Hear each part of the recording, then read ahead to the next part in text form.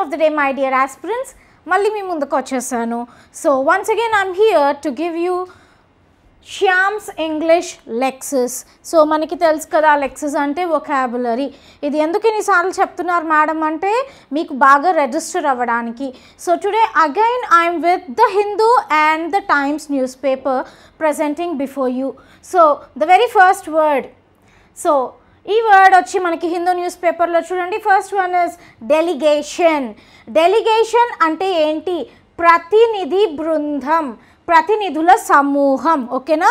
So a group of delegates from different countries. ఏదైనా ఒక international conference జరిగింది అంటే ఆ కాన్ఫరెన్స్కి డిఫరెంట్ కంట్రీస్ నుంచి ఆఫీషియల్స్ వస్తూ ఉంటారు కదా, అలా గ్రూప్ ఆఫ్ ఆఫీషియల్స్ని మనం ఏం చెప్పాలి అంటే డెలిగేషన్ అని చెప్పాలి. ఏంటి? Group of delegates. ఓకేనా? Group of officials from different countries. దీని పార్ట్స్ ఆఫ్ స్పీచ్ వచ్చి ఏంటి? నౌన్. ఓకేనా? మీనింగ్ చూడండి, ఏ బాడీ ఆఫ్ డెలిగేట్స్. ఇక్కడ బాడీ అంటే బాడీ అని కాదు, ఆ గ్రూప్ అని అర్థం. Or representatives, representatives of countries. Okay, ఇంకొక మీనింగ్ కూడా ఎట్లా చెప్పచ్చు? A group of people appointed to undertake a mission. ఇక్కడ మిషన్ అంటే ఏంటి? ఒక టాస్క్, లేదంటే అదొక సీక్రెట్ టాస్క్ కూడా అవ్వచ్చు. సింపుల్గా చెప్పాలంటే ఒక కమిషన్. కమిషన్ వేసేటప్పుడు ఒక పర్సన్నే వేయరు కదా, 2-3 పీపుల్ని ఇన్వాల్వ్ చేస్తారు కదా. ఈ 2-3 పీపుల్ కూడా మీరు నేను అవ్వం, వాళ్ళందరూ అఫీషియల్స్ అవుతారు కదా, హైయర్ అథారిటికల్ పీపుల్. సో అట్లా ఒక గ్రూప్ ఆఫ్ హైయర్ అథారిటీస్ని ఒక ఇంపార్టెంట్ పని మీద, ఒక ఇంపార్టెంట్ టాస్క్ మీద, లేదంటే ఏదైనా అదర్ కంట్రీస్కి కాన్ఫరెన్సెస్కి పంపిస్తే వాళ్ళని ఏమంటాము? డెలిగేషన్ అంటాము. సినోనిమ్స్ వచ్చి చూడండి, డెప్యుటేషన్, డెలిగసీ, కమిషన్, ఇవన్నీ కూడా ఏంటవుతాయి? సినోనిమ్స్ అవుతాయి. యాంటోనిమ్స్ వచ్చి retaining, retention, holding back. So commission అంటే ఏంటి? మీరు మన కంట్రీని రిప్రజెంట్ చేస్తూ వేరే దేశంకి వెళ్ళి అక్కడ ఏదైనా మాట్లాడండి, లేదంటే ఏదైనా డిస్కషన్ జరుగుతుంటే మీరు ఇన్వాల్వ్ అవ్వండి అని అఫీషియల్గా వాళ్ళని పంపించడం. అదే దానికి ఆపోజిట్ ఏమవుతుంది? అఫీషియల్గా వాళ్ళని మీరు వెళ్ళొద్దు అని హోల్డ్ బ్యాక్ చేసేయడం. ఓకేనా? వెళ్ళండి అని పంపిస్తే డెలిగేషన్, అక్కర్లేదు ఉండిపోండి అని అంటే హోల్డ్ బ్యాక్ అనొచ్చు, రిటెన్షన్ అనొచ్చు, రిటైనింగ్ అని కూడా అనొచ్చు. ఓకే, సో యూసేజ్ చూడండి. First one in the news paper the Hindu. A Singapore delegation met chief secretary on Wednesday. Singapore నుంచి ఒక బోర్డ్ ఆఫ్ అథారిటీస్ వచ్చారు, ఆ గ్రూప్ ఆఫ్ అథారిటీస్ వచ్చారు. ఓకేనా? వాళ్ళు ఎవరిని కలిశారు? మెట్, V2, మీట్, మెట్. ఎవరిని కలిశారు? చీఫ్ సెక్రటరీని కలిశారు ఆన్ వెన్స్డే. జనరల్ యూసేజ్ చూడండి, a delegation of power to the district councils. Okay, ఒక డెలిగేషన్ని, ఒక గ్రూప్ ఆఫ్ పీపుల్ని ఒక డిస్ట్రిక్ట్కి ఒక మిషన్ మీద పంపించారు. ఓకేనా? ఎ గ్రూప్ ఆఫ్ పీపుల్ని వాళ్ళకి అథారిటీ ఇచ్చి ఒక మిషన్ మీద ఒక పర్టికులర్ డిస్ట్రిక్ట్కి పంపించారు. వాళ్ళకి ఆ డిస్ట్రిక్ట్లో ఏ మెజర్ తీసుకోవడానికైనా పవర్ ఉంది అని అర్థం. Okay, neofascism. So this is the word which you can see in today's Hindu newspaper. Okay, fascism. Fascism అంటే సింపుల్గా ఏం చెప్పాలి అంటే డామినెన్స్. ఫ్యాసిజం అంటే ఏంటి? డామినెన్స్ అని చెప్పచ్చు. ఇంకా క్లియర్గా మీకు అర్థం కావాలంటే domination. Domination of a particular group in the society or domination of a particular group on the society. ఓకేనా? సో వీళ్ళు ఏం చేస్తూ ఉంటారంటే వాళ్ళ ఆలోచనలు, వాళ్ళ రూల్స్, వాళ్ళ రెగ్యులేషన్స్ని ఏం చేస్తారు అంటే సొసైటీలో అందరూ పాటించాలి అని ఒక చాలా పెద్ద చట్టం తీసుకొస్తారు. పాటించకపోతే వాళ్ళని పనిష్ చేస్తారు. అంటే ఏమనుకుంటారంటే కంప్లీట్గా ఆ కమ్యూనిటీ నేనే డామినేట్ చేయాలి, నేను చెప్పినట్టే జరగాలి అని అనుకుంటారు. So that is called fascism. ఇక్కడ చూడండి, నియో అంటే న్యూ. ఓకేనా? సో ఫ్యాసిజం అంటే డామినేషన్.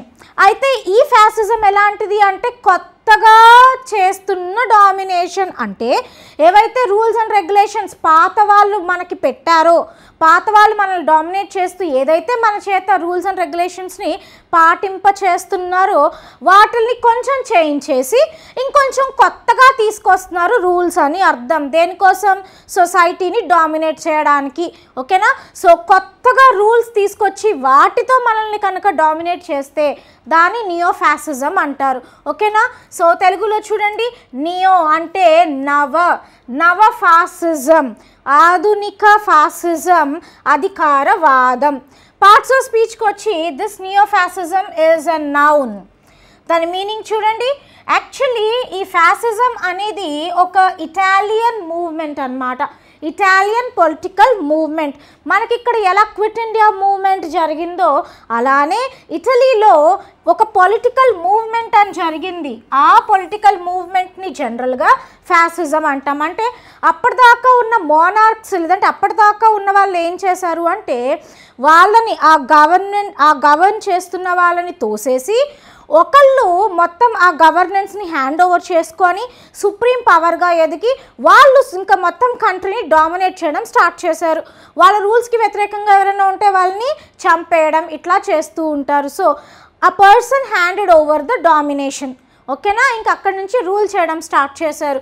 సో అదొక పొలిటికల్ మూవ్మెంట్ అన్నమాట that seeks to reestablish fascism. Re అన్నాడు అంటే ఏంటి? మళ్ళీ, అగైన్. ఓకే? సో సినోనిమ్స్ చూడండి. దీన్నే మనం రేషియల్ సుప్రిమసీ అనొచ్చు, డామినేషన్ అనొచ్చు, నేటివిజం అనొచ్చు, అథారిటేరియనిజం అని కూడా అనొచ్చు. యాంటోనిమ్స్ వచ్చి డెమోక్రసీ, ఫ్రీడమ్. చూడండి, ఇప్పుడు నేను మీకు నువ్వు చెప్పినట్టు చేయి, నువ్వు నేను అంటే నువ్వు అనాలి, నేను ఊ అంటే నువ్వు అనాలి, అంతకు మించి నేను చెప్పకుండా ఒక్క వర్డ్ కూడా నువ్వు చెయ్యొద్దు అంటే నీకు ఎట్లా అనిపిస్తుంది? చాలా స్లేవరీలో ఉన్నట్టు, చాలా డామినేటెడ్గా అనిపిస్తుంది. అలా కాదు, ఇదిగో వదిలేసాను నిన్ను, నీ ఇష్టం అంటే నువ్వేం చేస్తావు? విదిన్ సెకండ్స్ అక్కడి నుంచి పారిపోయి హ్యాపీగా నీ లిబర్టీని, నీ ఫ్రీడమ్ని ఎంజాయ్ చేస్తూ ఉంటావు కదా. సో డామినేషన్కి ఆపోజిట్ ఏంటి? డెమోక్రసీ, ఫ్రీడమ్, సోవెర్నిటీ, ఆటోమనీ అన్నమాట. ఎవరో మనల్ని డామినేట్ చేయడం కాదు, మనం హ్యాపీగా ఫ్రీగా బతకడం. ఓకే? సో యూసేజ్ చూడండి. this is only given in Hindu newspaper. Okay? Only left. ఇక్కడ లెఫ్ట్ అంటే లెఫ్ట్ పార్టీస్ అని అర్థం. ఓకేనా? ఇక్కడ లెఫ్ట్ అంటే లెఫ్ట్ పార్టీస్ అంటే ఎవరు అంటే ఈ కమ్యూనిస్ట్ పార్టీస్ అందరూ వస్తారు, మార్క్సిస్ట్ వాళ్ళు వస్తారు, ఓకేనా, లెనినిజం వాళ్ళు వస్తారు, వీళ్ళందరూ కూడా లెఫ్ట్ పార్టీసే. Can counter Hindutva, neo fascism. ఇప్పుడు హిందుత్వం మీద కొత్త డామినేషన్ లేదంటే కొత్త రూల్స్ అనేవి, నియో అంటే కొత్త కదా, కొత్త రూల్స్ అనేవి వీళ్ళు ఏం చేస్తున్నారు అంటే ఫోర్స్ఫుల్గా పీపుల్ మీద రుద్దుతున్నారు, మీరు పాటించి తీరాలంతే అని. అంతేగాని నీకు ఇష్టమైతే పాటించు కాదు. ఓకేనా? సో దీన్ని కొత్తగా వాళ్ళు ఏం చేస్తున్నారు? పీపుల్ మీద ఫోర్స్ చేసి వాళ్ళని ఒబే చేసేలాగా చేస్తున్నారు, ఫాలో చేసేలాగా చేస్తున్నారు. అయితే ఇలాంటి ఒక దాన్ని ఎవరు మాత్రమే కౌంటర్ చేయగలరు? లెఫ్ట్ పార్టీస్ మాత్రమే. ఎందుకు అంటే వాళ్ళు దేవుడిని నమ్మరు కాబట్టి. They believe in freedom of speech, freedom of living, freedom of standard of life of people, ఇదంతా అన్నమాట. ఓకే? నెక్స్ట్ వన్, ఎక్విజిషన్ అంటే ఆస్తుల్ని పొందడం. ఇక్కడ డైరెక్ట్గా అయినా అవ్వచ్చు, ఇండైరెక్ట్లీ అయినా అవ్వచ్చు. ఓకేనా? ఆస్తుల్ని పొందడం, ఆస్తి చేకూర్చుకోవడం ఇస్ కాల్డ్ ఎక్విజిషన్. దీని పార్ట్స్ ఆఫ్ స్పీచ్ వచ్చి నౌన్. ఓకే? దాని మీనింగ్ చూడండి, an act of acquiring asset అంటే property. Okay? Property from someone, ఎవరి దగ్గర నుంచైనా మనకి వస్తే దాన్ని ఎక్విజిషన్ అంటారు. ఎవరి దగ్గర నుంచైనా మనం పొందితే దాన్ని ఎక్విజిషన్ చెప్పాలి. సినోనిమ్స్ వచ్చి చూడండి, పొసెషన్ అనొచ్చు, ప్రొక్యూర్మెంట్ అనొచ్చు, అటైన్మెంట్ అనొచ్చు. యాంటోనిమ్స్ కూడా లాస్, ఫోర్ఫీట్. సో ఎవరి దగ్గర నుంచైనా నీకు వచ్చింది అంటే అప్పుడేంటి? నీకు సంథింగ్ ఏదో యాడ్ అయింది. కాదు, నాకు వాళ్ళ దగ్గర నుంచి రాలేదు, అప్పుడు ఏమవుతుంది? అది లాస్ అవుతుంది కదా. కాబట్టి ఎక్విజిషన్కి ఆపోజిట్ ఏంటి? I last the property, I got the property. ఫోర్ఫీట్ అంటే అంతే తెలుసు కదా, మనం ఆల్రెడీ అంతకుముందు డైలీ కరెంట్ అఫైర్ వర్డ్స్లో నేర్చుకున్నాం. ఫోర్ఫీట్ అంటే ఏంటి, నేను నమ్మి ఒక్కళ్ళు ఒక ప్రాపర్టీ నీ చేతిలో పెడితే నువ్వు వాళ్ళకి అంతే నమ్మకంగా ఉండాలి. అలా కాకుండా వాళ్ళు ఏం రారులే, వాళ్ళు ఏం తీసుకోరులే అని నువ్వు దొంగతనంగా ఆ ప్రాపర్టీని గ్రాప్ చేసేసుకోవడం ఇస్ కాల్డ్ ఫోర్ఫీట్. ఫెయిల్యూర్, నాకు ఆ ప్రాపర్టీ వచ్చింది, నాకు ఆ ప్రాపర్టీ రాలేదు. So these are the antonyms. Usage చూడండి. ఫస్ట్ది in the newspaper again, Gram Sabhas on Polavaram project land acquisition and R&B package tomorrow. Malli okkasari, Gram Sabhas on Polavaram project land acquisition and R&B package tomorrow. So ఇప్పుడు Polavaram project complete చేయడానికి ఆ government ఏం చేస్తుంది అంటే land acquisition తీసుకుంటుంది. అంటే రైతుల దగ్గర ఉన్న ల్యాండ్, ఆ పోలవరం ప్రాజెక్ట్ కట్టడానికి ఏదైతే రూట్ ఉంటుందో, ఐ మీన్ లైక్ ఏదైతే ఒక పాత్ ఉందో, ఆ పాత్లో రైతులకి ఎక్కడైతే ల్యాండ్స్ ఉన్నాయో వాళ్ళకి ఏం చేస్తున్నారు, ఆ ల్యాండ్స్ని రైతుల్ని ఒప్పించి వాళ్ళ దగ్గర నుంచి ల్యాండ్స్ తీసుకుంటున్నారు. అంతేకాని అవి గవర్నమెంట్ ల్యాండ్స్ మాత్రం కాదు. అంటే వీళ్ళు ఏం చేస్తున్నారు, రైతుల దగ్గర నుంచి వాళ్ళ ఆస్తి అయిన భూమిని తీసుకుంటున్నారు. So land acquisition. Okay, so చూడండి, land acquisition it's a legal one, ఇల్లీగల్గా కాదు, ఇట్స్ లీగల్. ఓకే, అంటే రైతుల దగ్గర నుంచి ల్యాండ్ తీసుకుంటున్నారు, ఇంత పే చేస్తామనో లేదంటే మీకు ఈ బెనిఫిట్స్ ఇస్తామనో వాట్ ఎవర్ ఇట్ ఇస్, లీగల్గా రైతుల దగ్గర నుంచి ల్యాండ్స్ తీసుకుంటున్నారు. So they are getting lands, property. Second చూడండి, the company intends to grow within itself rather than by acquisition. ఇక్కడ ఒక కంపెనీ ఉంది, ఈ కంపెనీ ఎలా ఎదగాలనుకుంటుంది అంటే దాని అంతటా అది ఎదగాలనుకుంటుంది. కానీ ఎవరి దగ్గర ఏదో తీసుకోవడం వల్ల, ఎవరి దగ్గర నుంచి ఏదన్నా వాటికి రావడం వల్ల ఎదిగితే అది మంచి గ్రోత్ కాదు, మా అంతటి మేమే ఎదుగుతాము అని అంటున్నారు. Okay, next one, inmate. Inmate అంటే ఏంటి, ఇన్మేట్ అంటే ఏం లేదండి, ఇక్కడ చూడండి, ఇక్కడ పర్సన్ కనిపిస్తున్నారు. ఈ పర్సన్ ఎక్కడ ఉన్నారు, జైల్లో ఉన్నారు.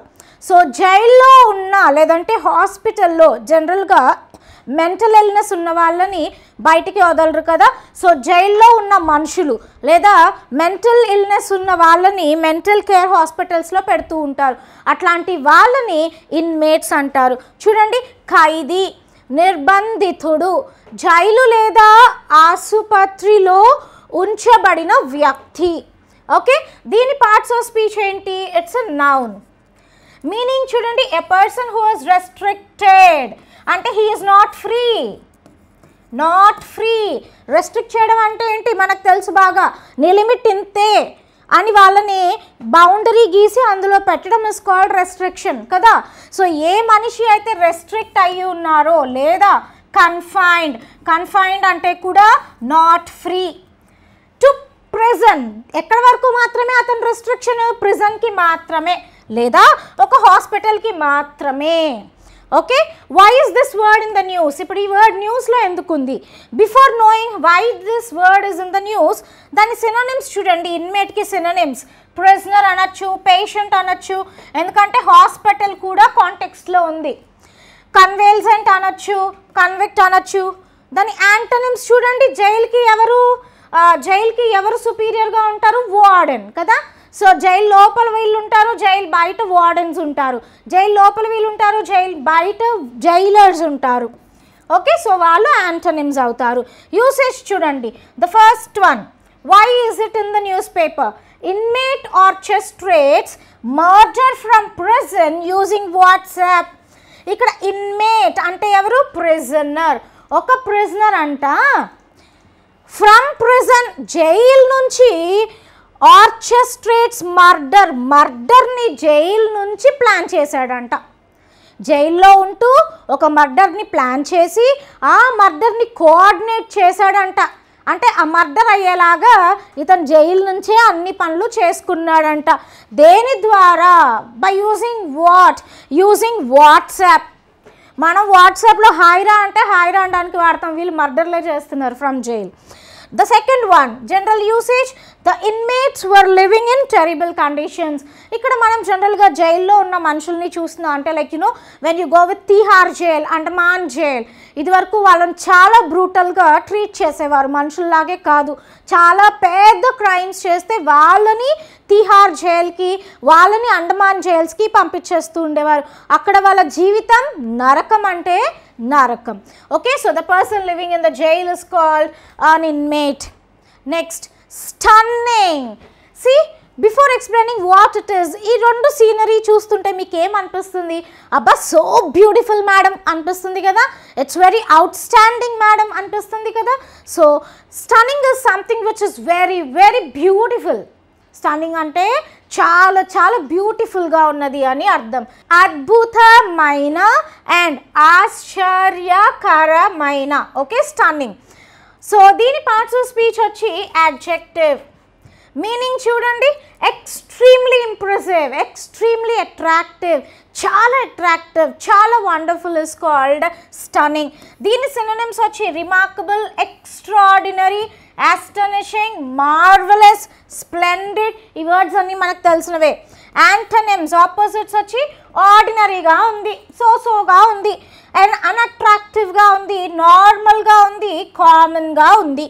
యూసేజ్ చూడండి, in the newspaper with the one stunning reverses for Saigon and Phnom Penh. Okay, Saigon and Phnom Penh అనేవి ఒక స్మాల్ సిటీస్ అని చెప్పచ్చు, లేదంటే చిన్న చిన్న దేశాలు చెప్పచ్చు. వాటికి ఒక స్టన్నింగ్, ఒక అద్భుతమైన రివర్సల్ వచ్చింది, అద్భుతమైన డిఫరెన్స్ వచ్చింది, అద్భుతమైన వ్యతిరేకత వచ్చిందంట వాళ్ళకి. అంటే వాళ్ళు ఎక్స్పెక్ట్ చేయలేనటువంటి వ్యతిరేకత వాళ్ళకి వచ్చింది. The second one in general, the view from our hotel room was absolutely stunning. మేము ఒక ప్లేస్కి వెళ్ళాము, అక్కడ ఒక హోటల్ రూమ్ తీసుకున్నాం, అక్కడి నుంచి వ్యూ ఎలా ఉంది బయట అంటే ఇట్స్ స్టన్నింగ్ ఎట్ ఆల్, ఎంత మార్వెలస్గా ఉంది వ్యూ అని చెప్తున్నారు వాళ్ళు. Okay, next one introspect. Introspect అంటే ఫస్ట్ ఫిగర్ చూడండి, ఇక్కడ ఎవరిని చూస్తున్నాడు అతను అంటే హీ ఈస్ సెల్ఫ్ ఎనలైజింగ్. ఏంటది? సెల్ఫ్ ఎనలైజింగ్ అంటే అతను ఎనలైజ్ చేసుకుంటున్నాడు, అతను ఎగ్జామిన్ చేసుకుంటున్నాడు. What is all about you? వాళ్ళని చూస్తే ఇలా అంటున్నావు, వీళ్ళని చూస్తే ఇలా అంటున్నావు, వాళ్ళ మీద నీ ఒపీనియన్ ఇది, వీళ్ళ మీద నీ ఒపీనియన్ ఇది, మరి నీ మీద ఏంటి? What are you? ఎప్పుడు అది మనం చూసుకోవాలి. We need to examine ourselves first. So self analysing, self ఎగ్జామినేషన్ని ఇంట్రోస్పెక్ట్ అంటాం. చూడండి, ఆత్మ పరిశీలన చేయడం. దీని పార్ట్స్ ఆఫ్ స్పీచ్ ఏంటి? It's a verb.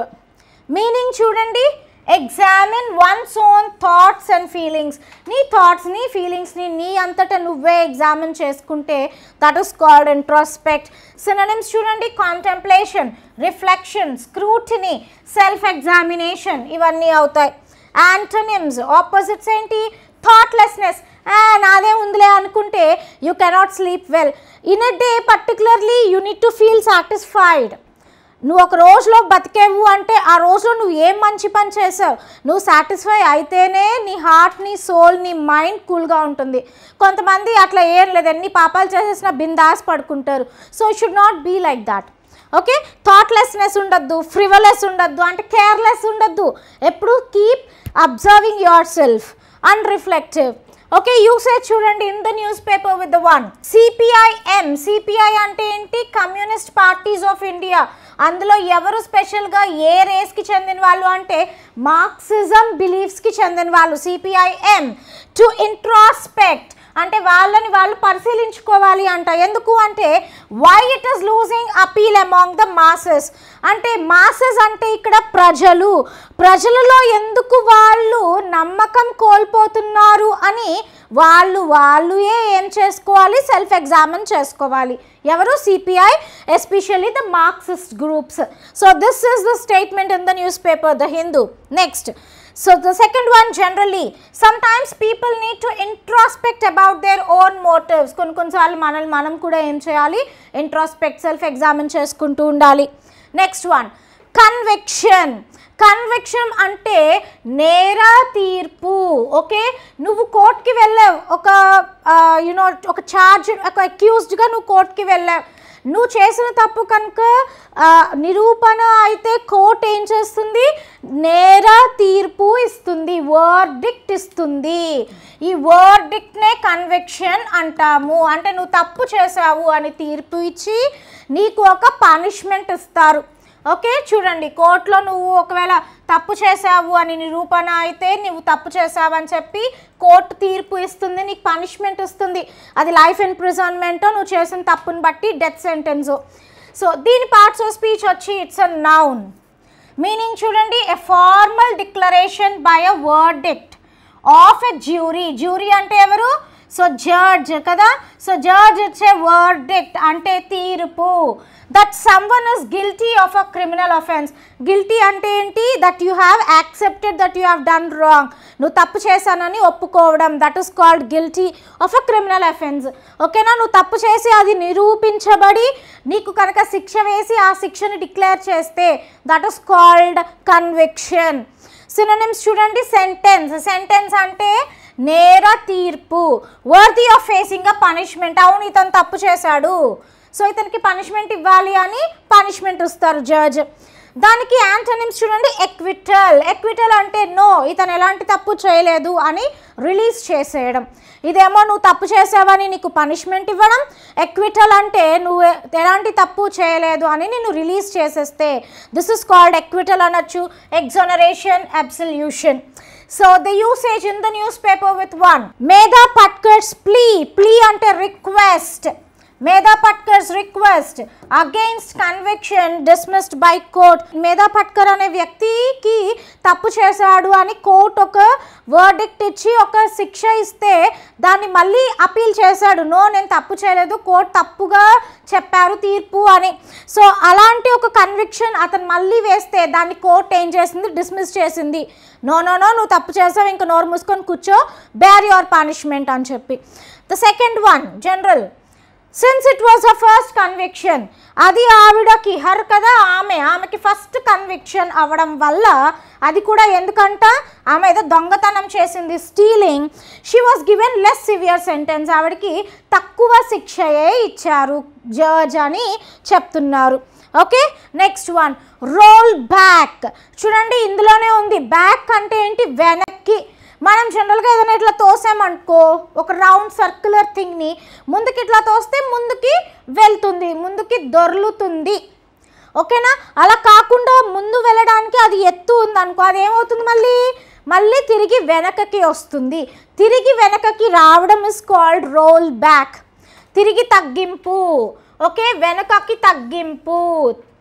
To roll it back again, మళ్ళీ వెనక్కి తిరిగి రావడం, టు ద సేమ్ పొజిషన్. చూడండి, ఇది ఒక ఫ్రేజల్ వర్బ్. దాని మీనింగ్ వచ్చి to reduce something to an earlier level. Earlier అంటే ఏంటి? ముందు. మళ్ళీ ముందు సిచ్యువేషన్కి వచ్చేయడం, మళ్ళీ రివర్స్ అయిపోవడం మొత్తం. ఓకే, సో యూసేజ్ చూడండి. Usage in the newspaper with one. Mamata called for roll back of drug price hike. So ఇక్కడ మమతా అంటే Mamata Banerjee.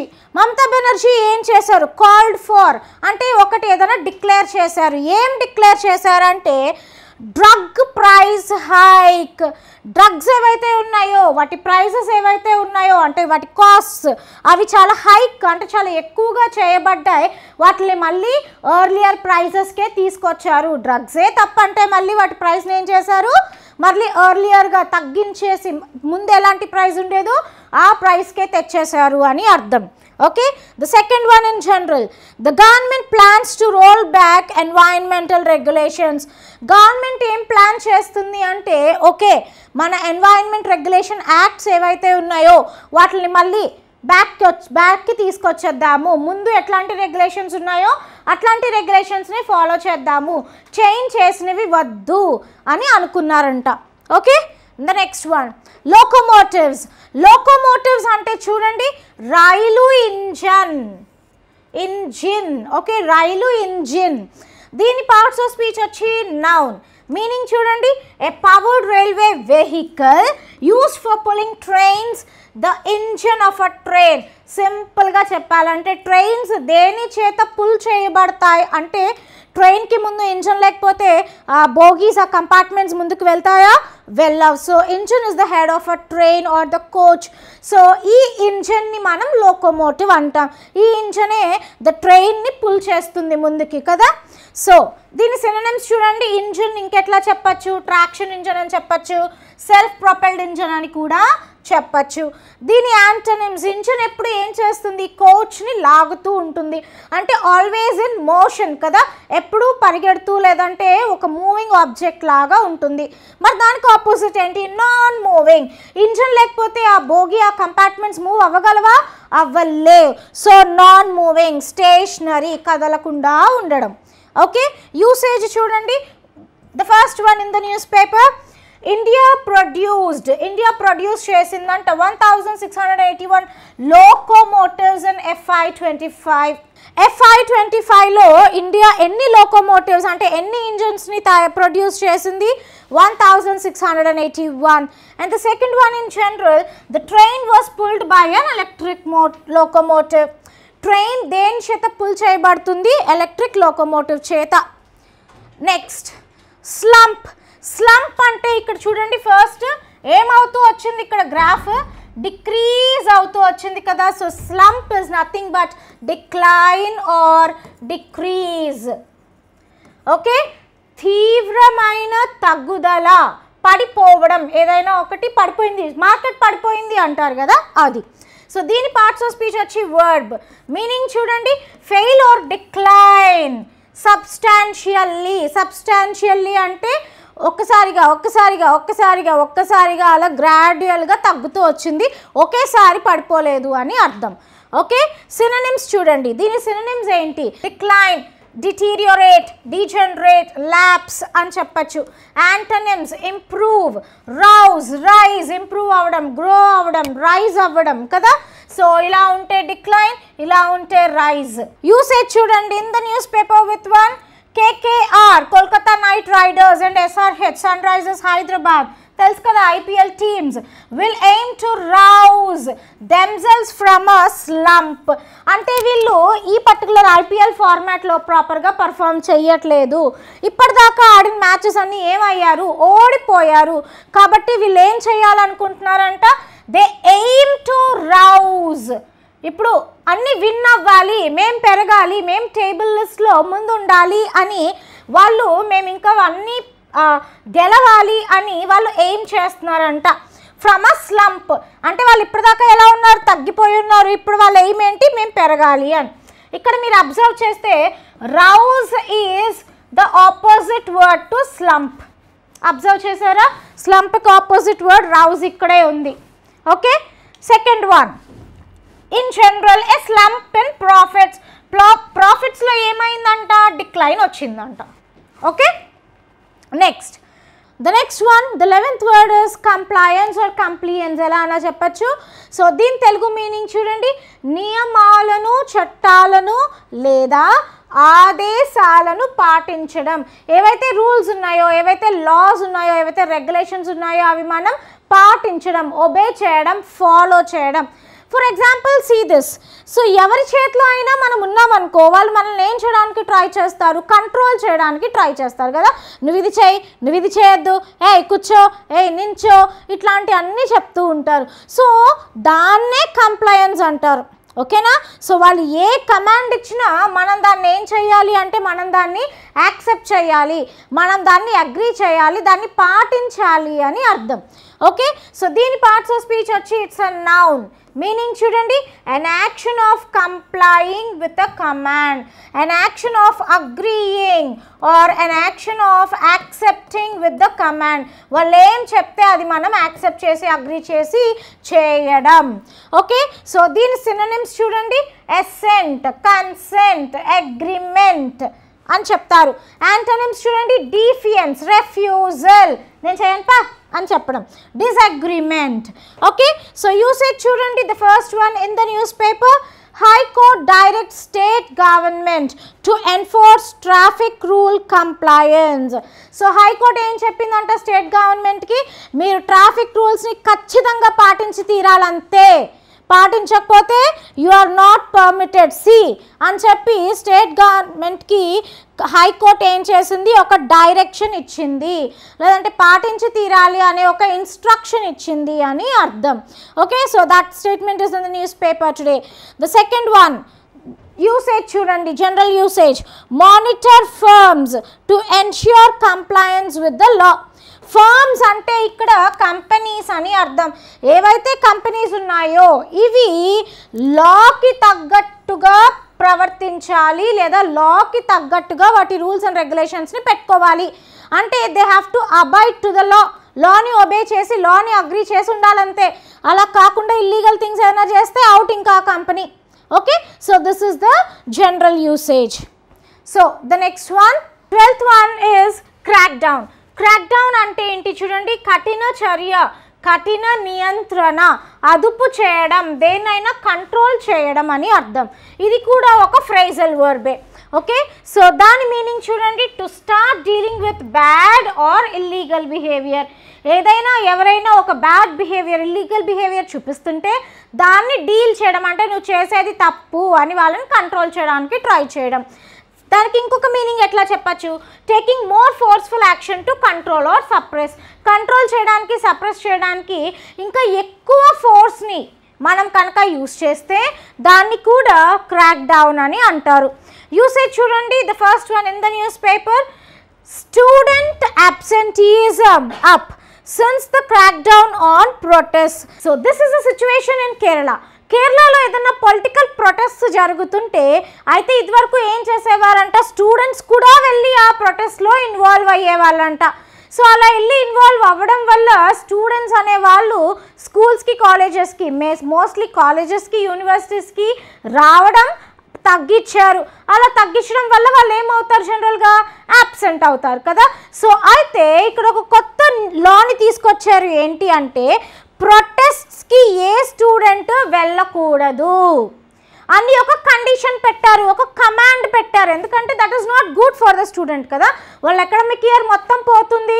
So that is not good. కాబట్టి వాళ్ళు ఏం చేశారు అంటే కంట్రోల్ చేయడానికి దే మేడ్ ఎ లా. ఏమని అంటే students should not be involved in any kinds of protests. దానివల్ల వాళ్ళు యాబ్సెంట్ అవుతున్నారు అని ఒక కొత్త కమాండ్ని, లేదంటే ఒక కొత్త లాని కంట్రోల్ చేయడానికి వాళ్ళు ఇంట్రడ్యూస్ చేస్తున్నారు. So that is in the news paper. Next, the second one in general, the company is cracking down on employees who are using company resources for personal use. ఇక్కడ ఎంప్లాయీస్ ఉన్నారు. ఈ employees కొంతమంది ఏం చేస్తున్నారంట, company యొక్క రిసోర్సెస్ని personal use కోసం వాడుతున్నారంట. మరి అలా వాడితే అది తప్పు కదా. కాబట్టి కంపెనీ ఏం చేయాలి, ఖచ్చితంగా కంట్రోల్ చేయాలి. Okay, so this is with the context. The next one, defying. So already మనకి తెలుసు డి అంటే not. Okay, so defying. So defying అంటే ఏంటి, విరుద్ధంగా ప్రవర్తించడం లేదా ఎదిరించడం, which means not obeying, which means not obeying. Parts of speech చూడండి, it's a verb, it's an action కదా ఒబే చేయడం అనేది. సో దాని మీనింగ్ వచ్చి ఓపెన్లీ రెసిస్ట్, అంటే ఓపెన్గానే నేను నిన్ను గౌరవించను, ఒబే చేయను అని చెప్పడం, లేదా రెఫ్యూజ్ టు ఒబే, రెండు ఒకటే కదా. ఓకే, సినోనిమ్స్ చూడండి, డిసొబే చేయడం, డిస్రిగార్డ్ చేయడం, వయలేట్ చేయడం. నువ్వు చెప్తే నేను చేసేదేంటి, నా ఇష్టం అని ఉంటారు కొంతమంది, అట్లా. కాంట్రవీన్ అనొచ్చు, ఇన్ఫ్రింజ్ అని కూడా అనొచ్చు. దీని యాంటనిమ్స్ వచ్చి అంటే ఆపోజిట్ చూడండి, డిసోబేకి ఆపోజిట్ ఏంటి, ఒబే. సరెండర్, నువ్వేం చెప్తే అది చేస్తానమ్మా అని చెప్తాం మనం చాలా ఒబీడియంట్గా, అది ఫాలో చేయడం, చెప్పింది ఫాలో చేయడం. యూసేజ్ చూడండి in the newspaper with one, government backs EV. EV అంటే ఎలక్ట్రిక్ వెహికల్స్. టారిఫ్, టారిఫ్ అంటే ట్యాక్స్ కట్స్, అంటే ట్యాక్స్ని తగ్గించింది. ఎవరు రిక్వెస్ట్ చేస్తే తగ్గించింది అంటే Donald Trump, the president of America. Okay, it is a part in the trade deal. Trade అంటే business డీల్లో. అయితే ఏదైతే ఎలక్ట్రిక్ వెహికల్స్ మ్యానుఫ్యాక్చరర్స్ ఉన్నారో మన కంట్రీలో, వాళ్ళు దీన్ని ఏం చేశారు, ఒబే చేయట్లేదు. మీరు ట్యాక్సులు కట్ చేసేస్తే మాకేమొస్తుంది ప్రాఫిట్, మేము ఇంత కష్టపడి మ్యానుఫ్యాక్చర్ చేసుకోవాలి కదా. ఓకే, సో మా ప్రాఫిట్ పోతుంది, లేదా మా కస్టమ్కి మేము వాడే రిసోర్సెస్కి మినిమం కాస్ట్ కూడా మీరు ట్యాక్స్లో అట్లా కట్ చేసేస్తే మాకేమీ రాదు అని వాళ్ళు అపోజ్ చేస్తున్నారు. ఏం చేస్తున్నారు, అపోజ్ అంటే దాన్ని రెఫ్యూజ్ చేస్తున్నారు. No don't do this, no don't cut the taxes అంటే ఇక్కడ కట్ అంటే కత్తిరించడం కాదు, రెడ్యూస్ చేయొద్దు ట్యాక్స్లు అని చెప్తున్నారు. So the second one, in general it is rare to see children openly defying their teachers. జనరల్గా టీచర్ అంటే స్టూడెంట్ భయపడాలి, కానీ ఇవాళ రేపట్లో స్టూడెంట్స్ ఎట్లా ఉన్నారంటే టీచర్ నువ్వు విను అని చెప్తే నేను ఎందుకు వినాలి టీచర్ పో నేను ఫీజు కడుతున్నా అంటారు. So that is not good. Okay, అసలు అట్లా మాట్లాడకూడదు. అండ్ ఇదివరకు అలాంటి పిల్లల్ని చూడడం చాలా రేర్, స్టూడెంట్స్కి ఎదురు చెప్పేవాళ్ళు కాదు, ఇప్పుడు చెప్తున్నారు. Okay, that is the real scenario actually. Okay, so ఈ అమ్మాయి చూడండి వాళ్ళ మమ్మీ ఏదో చెప్తుంటే చెప్పావులే అన్నట్టు ఎక్స్ప్రెషన్ పెట్టింది. So disobey, refuse to obey. Okay, so the next one, franchise. So ఈ వర్డ్ మీ అందరికీ చాలా ఫెమిలియర్ వర్డే, ఎందుకంటే ఇప్పుడు అంతా ఐపీఎల్ సీజన్ నడుస్తుంది. Yes, so franchise. So franchise అంటే ఏంటి, అందరికీ franchise CSK franchise, KKR franchise, SRH franchise, Deccan Chargers franchise, so ఇవన్నీ ఉన్నాయి, రాయల్ ఛాలెంజర్స్ బెంగళూరు. కానీ ఫ్రాంచైజ్ అంటే ఏంటి, వాణిజ్య హక్కు. It is a right of trade or right of business. Okay, I have right to business. Actual meaning ఏంటి చూద్దాం. Franchise is a noun. Okay, దాని మీనింగ్ చూడండి, a business model where one company allows another person. ఒక main company ఉంటుంది, ఈ main company chairperson లేదంటే దాని owner ఎవరైతే ఉంటారో వేరే వ్యక్తిని అలౌ చేస్తారంట. ఏం చేయడానికి, ఆర్ గ్రూప్, వ్యక్తిని లేదంటే ఒక గ్రూప్ని ఏం చేయడానికి అంటే to operate a business under his brand. బిజినెస్ని ఆపరేట్ చేయడానికి అలౌ చేస్తారంట. అయితే ఇక్కడ కండిషన్ ఏంటి అంటే అతని బ్రాండ్ కిందే మీరు బిజినెస్ చేయాలి. సో ఆయన ఓన్ కంపెనీ. ఓకే, ఆయన ఫర్ ఎగ్జాంపుల్ ఎక్స్ అనే కంపెనీ చెన్నైలో ఉంది. ఓకేనా, ఇప్పుడు ఆ ఎక్స్ అనే కంపెనీని హైదరాబాద్లో పెట్టాలనుకుంటున్నారు, కానీ చెన్నైలో ఉండే వాళ్ళకి హైదరాబాద్లో ఎవరు తెలియదు. ఫర్ ఎగ్జాంపుల్ నేను ఆ బ్రాండింగ్ బాగుంది కాబట్టి దాన్ని హైదరాబాద్లో ఇంట్రడ్యూస్ చేయాలనుకుంటున్నాను, కానీ ఆ కంపెనీ ఎవరిది, సమ్ ఎక్స్ అనే పర్సన్ది. ఇప్పుడు ఆ ఎక్స్ అనే పర్సన్ నన్ను పర్మిట్ చేస్తాడు. అయితే నేను ఎలా చేయొచ్చు ఆ బ్రాండ్ కంపెనీని అంటే ఆ బ్రాండ్ మీదే నేను బిజినెస్ చేసుకోవాలి హైదరాబాద్లో. ఆ ఎక్స్ అనే కంపెనీకి వై అనే పేరు ఉంటే ఆ వై అనే పేరుతోటే నేను హైదరాబాద్లో బ్రాండింగ్ చేయాలి, హైదరాబాద్లో బిజినెస్ చేయాలి. సొంతగా నేను మార్చేసుకొని నా ఓన్ చేసుకోవడానికి లేదనమాట. Okay, so under his brand name and system in exchange for fees and following their rules. So వాళ్ళ బ్రాండ్ నేమే ఉండాలి, వాళ్ళ రూల్స్ అండ్ రెగ్యులేషన్సే ఉండాలి. పైగా నేను అది తెచ్చుకున్నందుకు ఇక్కడ హైదరాబాద్లో ఒక ఫ్రాంచైజ్, ఒక బ్రాంచ్ పెట్టినందుకు నేను వాళ్ళకి డబ్బులు ఇవ్వాలి. మరి అతని బ్రాండ్, అతని సిస్టమ్ని నేను వాడుతున్నాను కదా, అతనికి పే చేసి నేను తీసుకోవాలి. అండ్ వాళ్ళ రూల్స్ని మాత్రమే ఫాలో చేయాలి. వాళ్ళు ఇది ఇవ్వాలి అంటే నేను ఇది ఇవ్వాలి, వాళ్ళు ఇది ఇవ్వద్దు అంటే నేను ఇది ఇవ్వద్దు. This is called franchise. The very best example for franchise is IPL చూడొచ్చు. And the very best example that we see daily is tea time. Tea time franchise మీరు చూసే ఉంటారు కదా, ప్రతి దగ్గర టీ టైమ్స్ ఉన్నాయి. సో అవి కూడా ఫ్రాంచైజెసే. Okay, so this is all about franchise. దీనికి సినోనిమ్స్ చూడండి, ప్రివిలేజ్ అని చెప్పచ్చు, ప్రెరోగేటివ్ అని చెప్పచ్చు, లైసెన్స్ కదా, వాళ్ళ లైసెన్స్ నేను తెచ్చుకోవడం అవుతుంది, వాళ్ళ పర్మిషన్ నేను తెచ్చుకోవడం, ఇట్లాంటివన్నీ అవుతాయి. యాంటోనిమ్స్ చూడండి, అంటే ఆపోజిట్స్ ఏంటి, అవసరం లేదు, నా డబ్బు నాదే, నా బిజినెస్ నాదే, నేను ఎవరికి ఏమీ షేర్ ఇవ్వక్కర్లేదు. మరి తన బ్రాండ్ నేను వాడినప్పుడు, ఆ ఎక్స్ అనే కంపెనీ యొక్క వై అనే బ్రాండ్ నేను వాడినప్పుడు మరి వాళ్ళకి షేర్ ఇవ్వాలి కదా. అదే నా ఓన్ బిజినెస్ అయితే నేను ఇవ్వక్కర్లేదు, ఆ గెయిన్ అంతా నాకే. సో గెయిన్ అనొచ్చు, ఎక్విజిషన్ అనొచ్చు, రెస్టరేషన్ అనొచ్చు, ప్రొహిబిట్ అనొచ్చు, ఓకే, బ్యాన్ అనొచ్చు, ఇట్లాంటివన్నీ చెప్పుకోవచ్చు. యూసేజ్ చూడండి, the first one in newspaper, surface tension irks IPL franchises. IPL franchise ఏవైతే ఉన్నాయో అవన్నీ ఇర్క్స్. ఇర్క్స్ అంటే ఎన్నాయిడ్, ఇరిటేటెడ్గా ఫీల్ అవుతున్నాయి. ఎలా ఫీల్ అవుతున్నాయి, ఇరిటేటెడ్గా ఫీల్ అవుతున్నాయి. ఎందుకు వాళ్ళు ఇరిటేటెడ్గా ఫీల్ అవుతున్నారంటే బికాజ్ ఆఫ్ సర్ఫేస్ టెన్షన్. ఇక్కడ ఫిజిక్స్ కాదు కానీ సర్ఫేస్ టెన్షన్ అంటే బికాజ్ ఆఫ్ ద స్ట్రెస్ అని అర్థం. బికాజ్ ఆఫ్ ద స్ట్రెస్ ఎక్కువ అయిపోవడం వల్ల వాళ్ళు ఎలా ఫీల్ అవుతున్నారంట, ఎన్నాయిడ్. ఎవరైతే ఐపీఎల్ ఫ్రాంచైజ్ని తీసుకున్నారో అంటే బెంగళూరు ఛాలెంజర్స్ని ఒకళ్ళు కొంటారు, చెన్నై సూపర్ కింగ్స్ని ఇంకొకళ్ళు కొంటారు, ఎస్ఆర్హెచ్ని ఇంకొకళ్ళు కొంటారు కదా, వాళ్ళందరూ ఫ్రాంచైజర్స్ అవుతారు. Okay, second one in general, Toyota granted the group A franchise. Toyota company మనకు తెలుసు. ఓకే, సో ఈ టొయోటా కంపెనీ ఏం చేశారంట, ఒక గ్రూప్కి వాళ్ళ ఫ్రాంచైజ్ ఇచ్చారంట, ఫ్రాంచైజ్ తీసుకోవడానికి పర్మిషన్ ఇచ్చారంట. Okay, so this is all about the words that we have encountered today in the newspapers, the Times and the Hindu. So here there is a note my dear students, ఒక చిన్న note ఉంది.